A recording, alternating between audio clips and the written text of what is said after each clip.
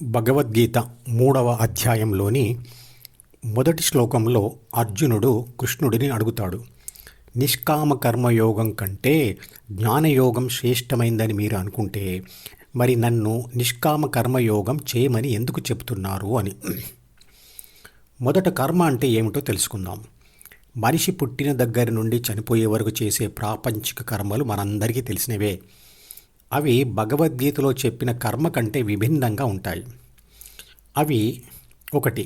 చిత్రపటంలో చూపించిన ఏబీసీని అంటే ప్రాపంచిక ఆత్మని ప్రపంచానికి బానిసగా చేసే కర్మలు. మరియు 2. దానిని ప్రపంచం నుంచి విడిపించి అంటే ఏబీసీని ప్రపంచం నుంచి విడిపించి పరమాత్మతో లేదా విశ్వశక్తితో కలిపే కర్మలు. అంటే ఏబీసీని డిఈఎఫ్ దారిలో నడిపే కర్మలు మరియు జీహెచ్ దారిలో నడిపే కర్మలు. ఏబీసీ చేత ఈ 2 రకాల కర్మలను చేయించే కోరికలు డి అంటే జ్ఞాపకాల పుస్తకంలోనే ఉంటాయి. ఏబీసీ తన విశ్లేషణ శక్తితో ఈ 2 రకాల కోరికలలో ఏదో ఒక దానిని ఎన్నుకుంటుంది. భగవద్గీతలో చెప్పిన కర్మ అంటే ధ్యానం. జీ అంటే ధ్యాన కోరిక డీలోనే ఉంటుంది.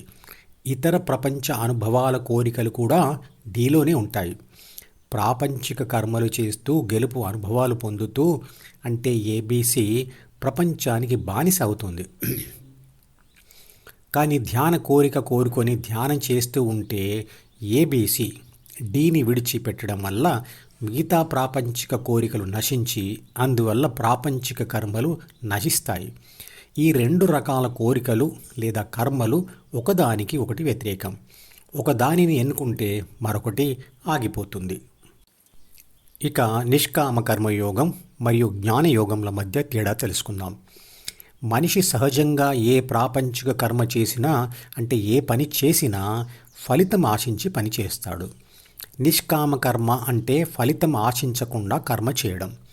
ఫలితం ఆశించకుండా పని మీద మాత్రమే ధ్యాస పెట్టి పని చేయడం వల్ల పనిలో సమర్థత కలుగుతుంది అని ఇదివరకే తెలుసుకున్నాం.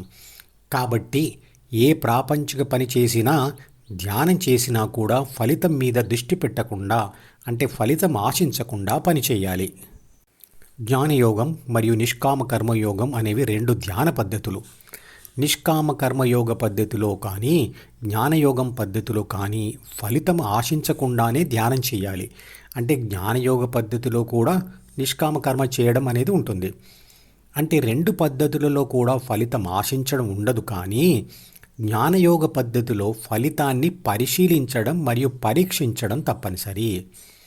నిష్కామ కర్మయోగ పద్ధతిలో ఆ పరిశీలించడం మరియు పరీక్షించడం 2 ఉండవు. 2 పద్ధతుల మధ్య ఉన్న తేడా ఇదే. పరిశీలించడం, పరీక్షించడం, ప్రశ్నించడం మరియు తెలుసుకోవడం అనేది ఒక విశ్లేషణ సామర్థ్యం. పుట్టుకతో వచ్చే బి అంటే ప్రాథమిక మనసులోని 3 బాధ్యతలు మరియు 6 గుణాల వల్ల కొందరికి ఈ సమర్థత ఎక్కువగా ఉంటుంది, మరికొందరికి తక్కువగా ఉంటుంది.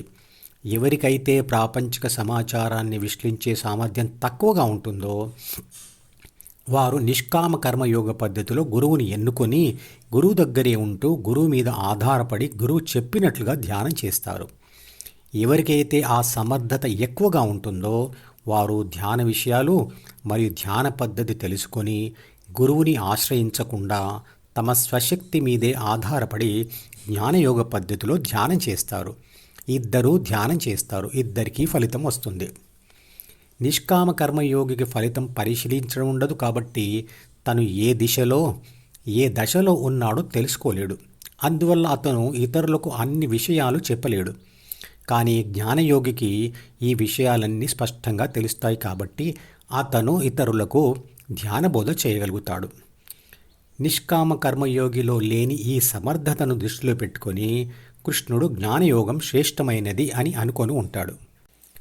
అర్జునుడి ఈ ప్రశ్నకు 3వ అధ్యాయంలోని శ్లోకమును 2 నుండి 7 వరకు కృష్ణుడు చెప్పిన సమాధానాల సారాంశం ఏమిటంటే, ధ్యానం చెయ్యని మనిషి ఆత్మశక్తి ప్రాథమిక మనసును చదివి అహం అనే భావనను పొంది ఏబీసీగా మారి తర్వాత జ్ఞాపకాల పుస్తకం ద్వారా మరియు జ్ఞానేంద్రియాల ద్వారా ప్రపంచాన్ని అనుభవిస్తూ దానికి అలవాటు పడిపోతుంది.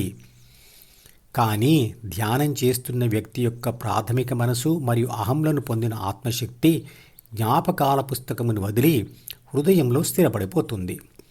అందువల్ల జ్ఞాపకాల పుస్తకం మరియు జ్ఞానేంద్రియాలు మరియు ప్రపంచం మాయమవుతాయి.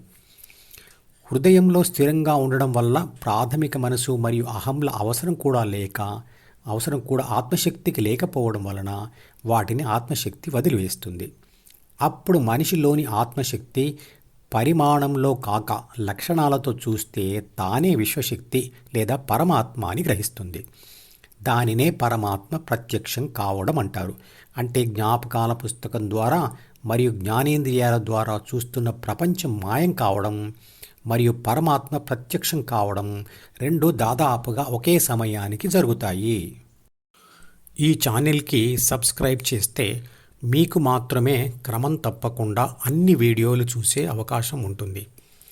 ఇతరులకు షేర్ చేస్తే మీ వల్ల వారికి కూడా ఈ వీడియోలు చూసే అవకాశం వస్తుంది.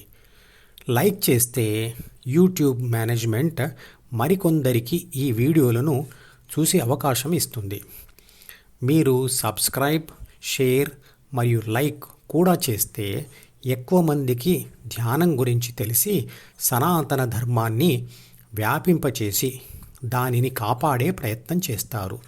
ధర్మో రక్షతి రక్షితః.